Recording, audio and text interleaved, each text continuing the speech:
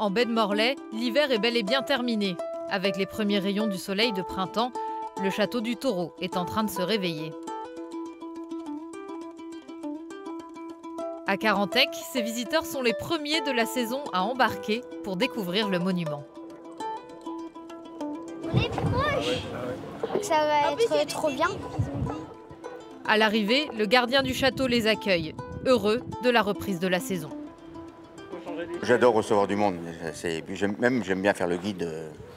Les gens me posent souvent plein de questions. Est-ce que vous restez dormir ici? Je réponds non, je rentre entre le Noël et le jour de l'an. Enfin, les gens en général sont sympathiques et puis sont surpris de voir l'état du monument. Construit par Vauban au XVIIIe siècle pour défendre la baie, le château du Taureau a aussi servi de résidence secondaire et d'école de voile au fil des ans.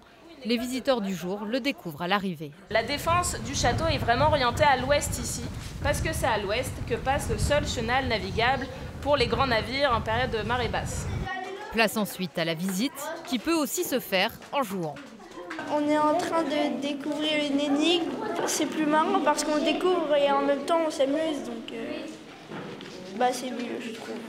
Cette année, un nouveau jeu de piste est proposé à l'occasion des 30 ans de la BD Vic et Vicky, dont un tome se déroule au château.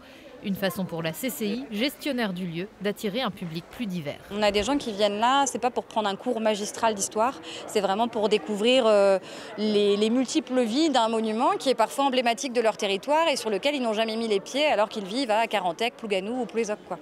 Toutes les visites affichent déjà complet cette semaine. D'ici le mois de novembre, le château du Taureau accueillera près de 30 000 visiteurs.